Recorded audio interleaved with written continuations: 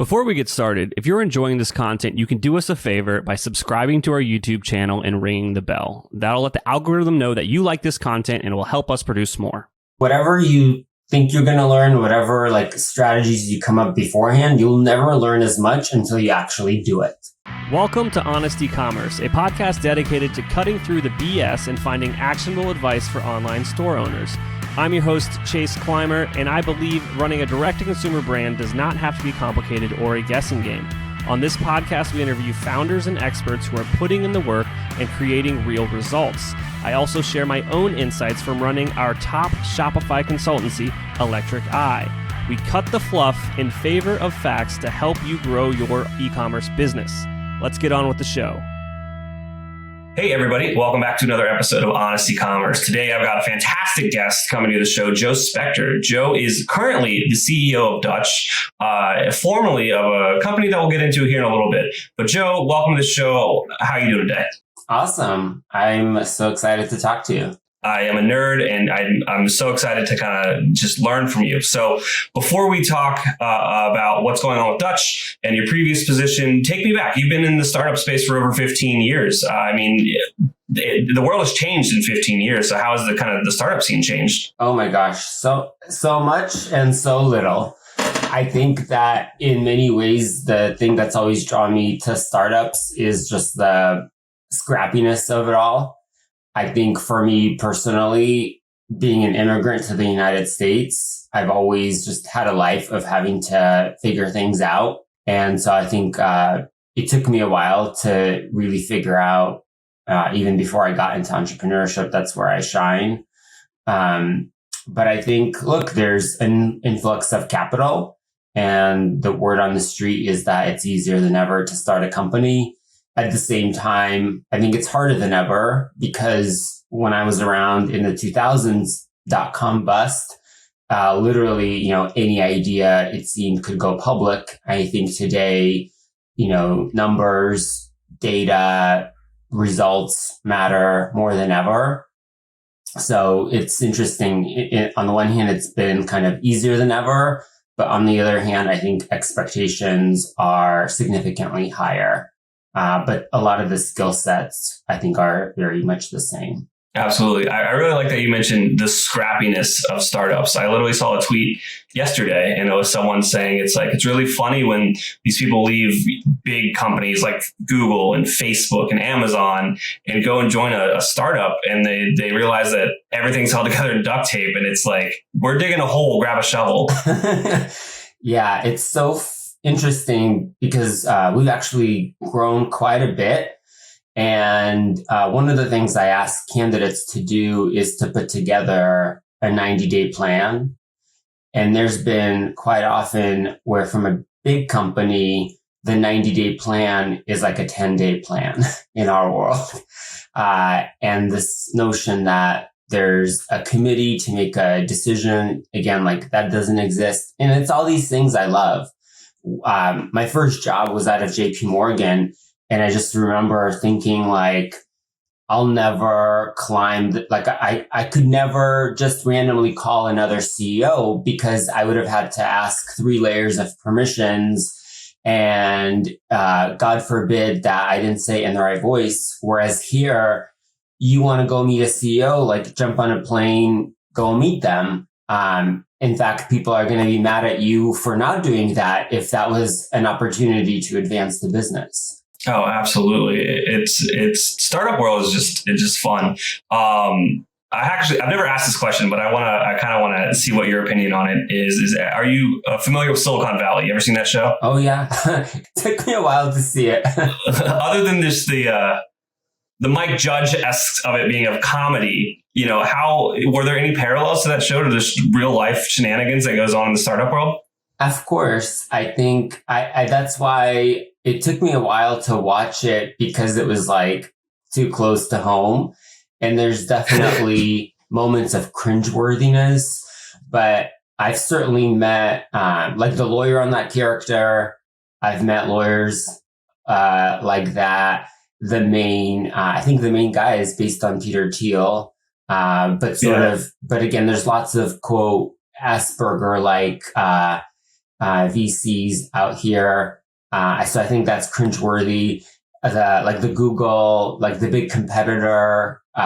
There's just a lot where I've like met multiple, not just one of those types of personas. Yeah, I think writing those characters was probably the easiest part of the job.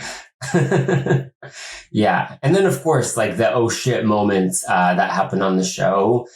And again, I constantly, I'm like, you have to have nerves of steel and thick skin to make it in the startup world. Because if you're a fragile flower and you can't take the heat, I mean, shit happens multiple times a day. And you have to just have that mindset of, okay, I'm going to, let's take a step back, take a breather. How do we solve it, etc. And again, we've all survived so far. So clearly there's a path forward, but there's just people who are going to run into the fire. And then there's people who are going to run away from it. Yeah, it's kind of like that meme of the dog sitting in the room and everything's on fire and this is okay. That's right. Everything's okay. Awesome. Well, let's kind of move forward a bit here. And you were the co-founder of a pretty big brand. I'll kind of let you share your backstory there. Yeah. So it's now been almost 5 years ago. I was one of the co-founders of Hims. I started that business with Andrew Dudum, who's now the CEO. We spent almost a year together in stealth. And, classic startup in that now that it's successful, it sounds like a no-brainer for everybody. But back in the day, I remember people looking at me like I was, an idiot for joining a startup that was about to sell erectile dysfunction pills and hair loss pills. Just because if you think about it, in the 90s, we all had our deleted Hotmail accounts full of spam from Viagra companies. Yeah, so, we started a company that ended up becoming Hims and went public a year ago. And I think in many ways it was a match made in heaven because it was an opportunity for me to apply kind of all the hustle, all the scrappiness that I've built up for my whole career. It was a time in a field where we were doing telemedicine. And at the time, again, it's hard to fathom this, but most of the country didn't even allow for telemedicine in the first place. So again, we must have been batshit crazy to, like I said, run into the fire and start this business. But timing is everything. So we were there right as Viagra became generic. We were there as a lot of the laws were changing and the states were coming into the 21st century and updating their laws. And then, of course, the pandemic hit and it was sort of like what happened in 1 year moved the laws like 10 years ahead just because people were forced to make the change and allow for more digital telemedicine. So it was a really transformational time. And I think for me, I certainly grew tremendously and I saw what it's like to raise money. I saw what it's like to build $1 billion consumer brand. And so these are pretty important lessons that I could only have seen being at the front of this rocket ship. Yeah, that's a wild ride. You mentioned something that I wanted to kind of follow up on is that it became Hims. So there was another name beforehand? Multiple. It was, this is why you need to, for everything, hire people who know what they're doing. At first it was a really cool name called DNSR or Denser for hair loss. Okay. And then it became called Club Room. That was another stealthy name. And I think it was super clear that they were corgi. And we worked with a pretty awesome agency to come up with Hims. And now, so I guess my follow-up to that question is like, how important is the name at the start? So this is, I think, one of the lessons learned for me. I think there are so many especially first-time founders who are just going to be like, if you make a great product, everyone's going to come, doesn't all this stuff is just like bells and whistles. It doesn't really matter. I think when you're building a consumer product, again, like I said, in today's world where the consumer continues to expect more than ever, I think it's immensely important. By the way, it's immensely important, not just for the consumers, but it's immensely important for the people you hire, because the people you hire are also looking at you thinking, is this person an idiot or can they actually build a brand? And so I think investing in that before you launch is critical. Well, that's great advice there.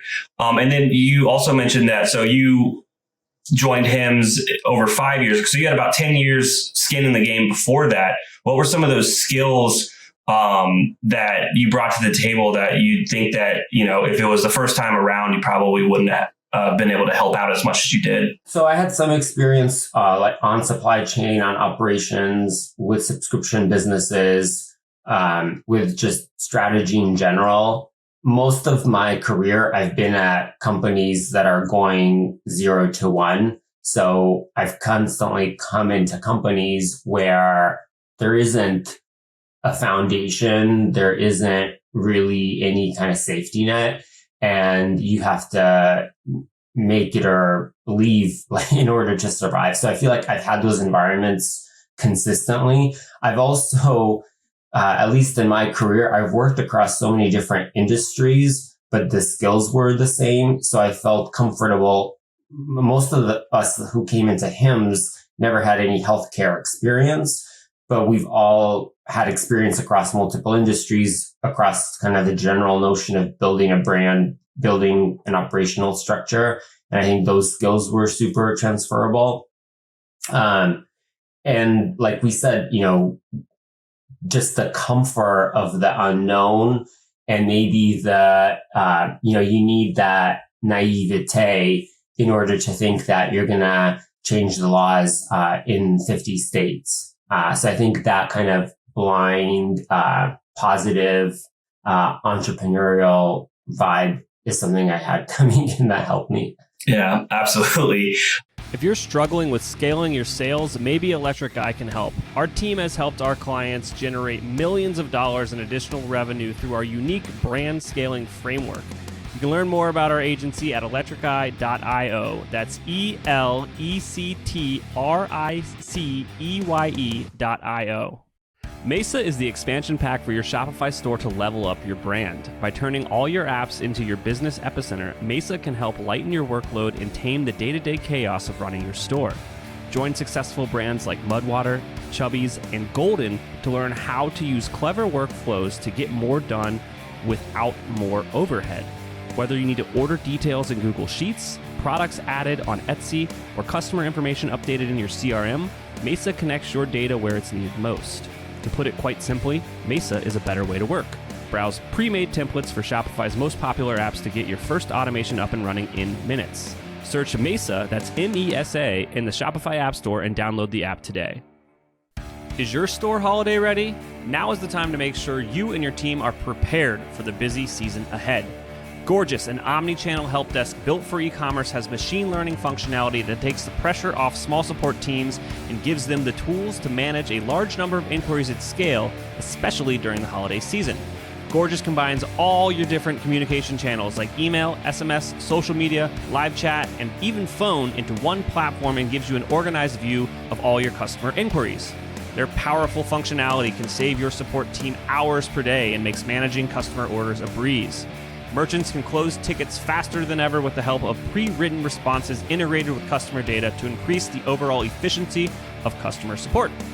Their built-in automations also free up time for support agents to give better answers to complex product-related questions, providing next-level support, which helps increase sales, brand loyalty, and recognition. Eric Bandholtz, the founder of Beard Brand, says, "We're a 7-figure business, and we have essentially one person on customer support and experience. It's impossible to do it without tools such as Gorgias to help us innovate." Learn how to level up your customer support by speaking to their team. Visit gorgias.grsm.io/honest. Mention this podcast when you sign up to get 2 months free. That's gorgias.grsm.io/HONEST. Our partner Rewind can protect your Shopify store with automated backups of your most important data. Rewind should be the first app you install to protect your store against human error, misbehaving apps, and collaborators gone bad. It's like having your very own magic undo button. Trusted by over 100,000 businesses, from side hustles to the biggest online retailers like NYX, Gatorade, and Movement Watches. Best of all, respond to any of their welcome emails and mention this podcast, Honest Ecommerce, and get your first month absolutely free. Getting an online business off the ground isn't easy. So if you find yourself working late, tackling a to-do list that's a mile long with your 5th cup of coffee by your side, remember, great email doesn't have to be complicated. That's what Klaviyo is for. It's the email and SMS platform built to help e-commerce brands earn more money by creating genuine customer relationships. Once you set up your free Klaviyo account, you can start sending beautiful, branded messages in minutes thanks to drag-and-drop design templates and built-in guidance. And with e-commerce specific recommendations and insights, you can keep growing your business as you go. Get started with a free account at klaviyo.com/honest. That's KLAVIYO.com/HONEST. A lot of our listeners here are, more in the direct consumer product space, and so I guess what is the same about building $1 billion business that's the same as building $1 million business? You need to have a product that makes people happy. That in order for you to have even $1 million business, you got to have some customers who are your biggest fans, who are repeat customers. And like the quote, you can fool, some people some of the time, but you can't fool, all people all the time. So, again, in today's world where there are reviews, the smallest consumer has a voice. Whether you're a small brand or a big brand, if you're pissing off consumers, other consumers will find out, and it'll be hard for you to build any sort of business. And at the same time, if you are having moments where you have, where you just blow and wow a customer away, that is something, whether a small business or a big business, is necessary. And then you have to just think about, for your product, how do you do that?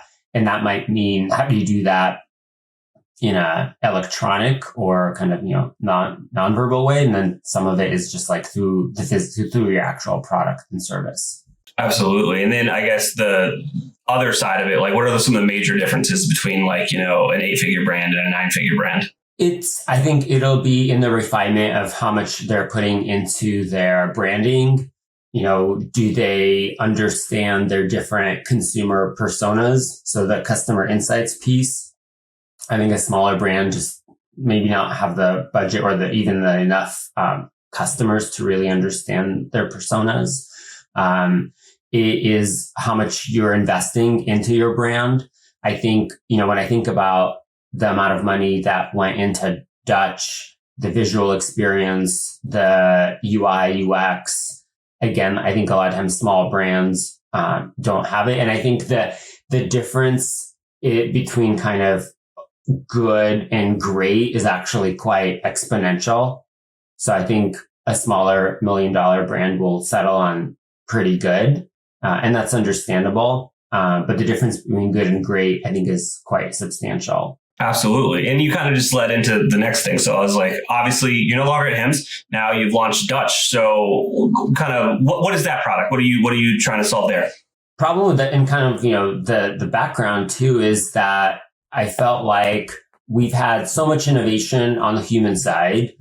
It's become so easy to get in touch with a doctor and get medical advice without having to come in person.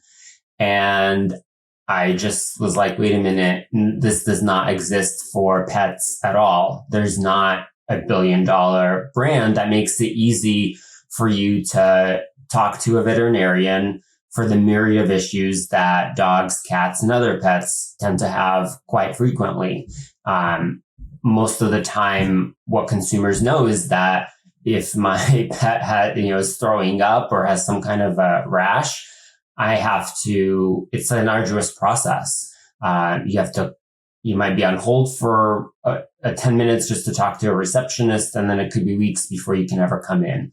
So it's taking a lot of those learnings from HIMSS and basically saying, can we be this end-to-end solution where digitally you interact with a veterinarian, you do a video call, you do a phone call, and we can do anything from prescribing medication for a rash that your dog has, all the way to just looking at the dog, looking at the dog's diarrhea and telling you, is this an emergency or is this because they just ate a crayon and it'll go away in a matter of days. Absolutely. No, I think that it is, again, it's a fantastic idea. You seem to surround yourself in those. So I congratulate you on that.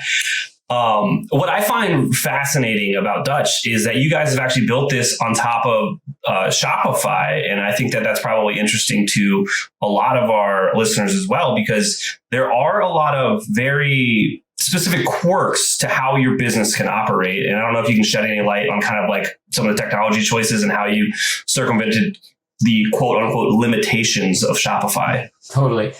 And Shopify was not a platform available to us at HIMSS because in the human world, you have to be what's called HIPAA compliant, which is essentially, there's just a lot more and understandable regulation when it comes to privacy and medical records.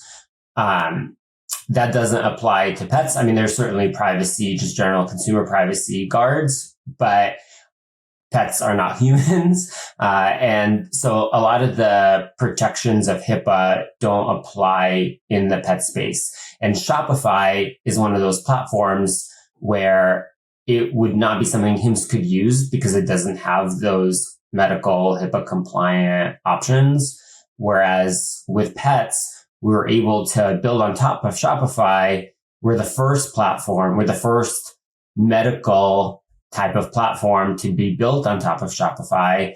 And then at the same time, we get to take advantage of all the tools and integrations that Shopify has built in terms of payments, in terms of just its modules. So it was a pretty incredible option for us. Certainly not even then, we can talk about, without some roadblocks.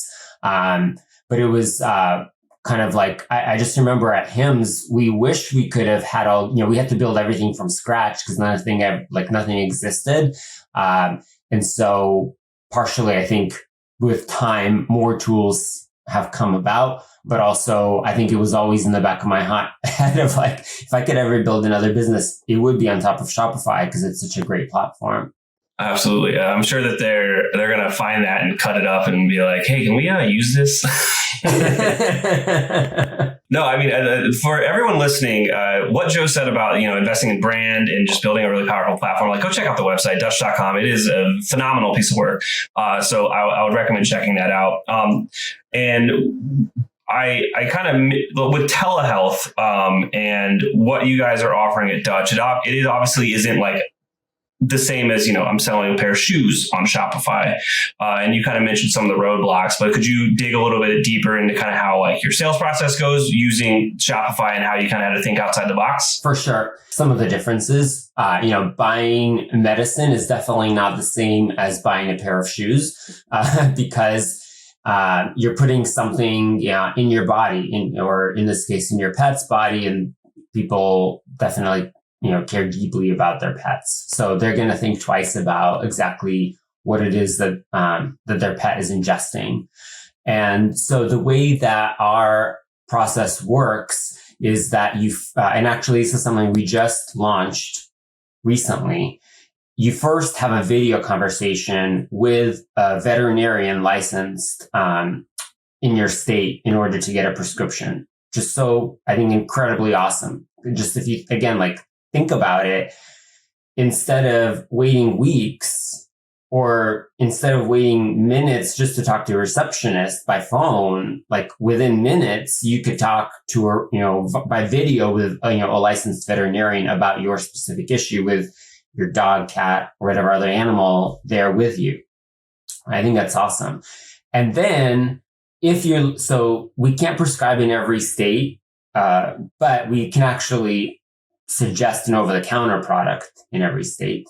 If you live in New York, for example, and you're talking to a vet about this crazy rash, like we could prescribe a medicine bespoke to you and your pet based on your condition in order to treat it. So at first, all you're doing is scheduling this $19 vet chat. And then depending on how that goes, you can check out with additional products. So it's sort of like a concierge service that you're signing up for. And then that concierge can help you choose a product mix specific to your needs. It's almost like, so I would think of it as like custom shopping experiences that you're buying. Oh, absolutely. I could see the same kind of just style of thing being useful with like, not just medical, but maybe like assisted shopping for like fashion. Sure. I suck it. I buy black t-shirts, so I wear. So you can see the model kind of being useful elsewhere. But I want to highlight what you said is like, you can't prescribe things in every state, and you're recommending products that you guys aren't selling.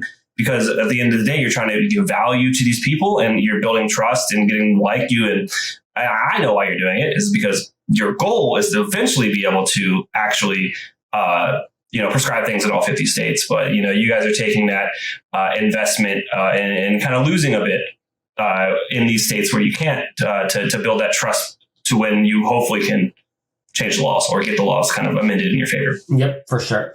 And again, oftentimes, so the awesome part is when it comes to any product, again, we're pretty much the only platform that can actually send prescriptions to your household and not just have you then send you off to figure out how to get it somewhere else at Walgreens. But even when it's over the counter, oftentimes that can be something that solves at least your immediate urgent problem as well, enough to get you over than to see someone in person. So by the time you're seeing them in a couple of weeks, at least you weren't, the condition wasn't becoming worse. Absolutely. Now, with launching a brand like this, I know that a lot of our listeners are going to be curious. What's the go-to-market strategy? How do you get the word out there about this?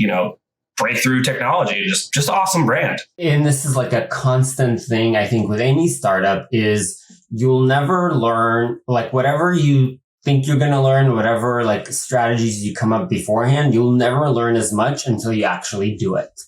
And until the consumer actually has to take out their credit card and give it to you, like from those consumers, you'll never learn as much until you actually do that. For us, when we launched, it's certainly, we had a whole, a PR strategy, a go-to-market strategy of how we launch, of what kind of products we launch, what kind of price strategy is important to us. And I think we launched small. So we launched with 2 conditions, with, behavior anxiety and kind of allergy rash, conditions. And I think, very quickly what we saw from consumers is consumers that are coming to us, they just kind of want their problem solved. They don't care like how you do it. It doesn't have to be medicine, but they want to feel like, okay, there's a solution at hand. And we wouldn't have known that until we launched. And so part of that is why we changed and kind of split from selling product that included everything to a product that first includes the veterinary chat and then the product. And you might not need a product because maybe you just wanted to talk to someone and you realize that this is normal, or you do need a prescription product. We wouldn't have known to split that until after we launched and started talking to our customers. Yeah, no, that's fantastic advice. Like, I think that when people are sitting there, when you have choices to make, sometimes you get caught up in like, oh, I'm going to make the wrong choice. It's like, you don't know what the choice is, and no one ever does. Just make a choice. And if it's wrong, you'll instantly know. And then you can just pivot. And it's 99% of the time, it's never going to be detrimental to the business. That's right. I mean, I think about things we learned when HIMS launched and some of the changes we made with that product by the kinds of products we launched with our consumers, how we like the mix of products, the pricing, like all that also, and probably to this day continues to change. Oh, absolutely. And the more customers you get, the more feedback you get, the more it'll help you dial in on trying to solve those problems. Yep. Joe, I can't thank you enough for coming on the show today. Is there anything I forgot to ask you that you think might resonate with our audience? I think, it's always interesting to understand different types of consumers. Like to this last point, I think pet consumers are very vocal. Maybe all consumers are vocal, but they're very nice too. I think because I think we're offering them something they didn't even think was possible. So they're pretty delighted when they see that they can have this experience. But it's been interesting how vocal they are in sharing their feedback. And I almost would say, don't underestimate your own audience for those listening. Like, your consumers bought your product because they thought it was going to be great. And so, A, don't take it for granted, but B, don't underestimate their desire to help you and help your business. Yeah, I think that's great advice. Everybody listening, go check out Dutch.com, especially if you have a pet. I think it'd be very, very kind of useful for you. Joe, any parting words? Nope. Thanks for having me. It's an exciting time, and we have so many more products that we'll be launching in 2022. So yeah, continue to check out what Dutch.com is up to. Awesome. Thank you so much. Thank you. All right. I can't thank our guests enough for coming on the show and sharing their knowledge and journey with us. We've got a lot to think about and potentially add into our own business. You can find all the links in the show notes. Make sure you head over to honestecommerce.co to check out all of the other amazing content that we have. Make sure you subscribe, leave a review, and obviously, if you're thinking about growing your business, check out our agency at electriceye.io. Until next time.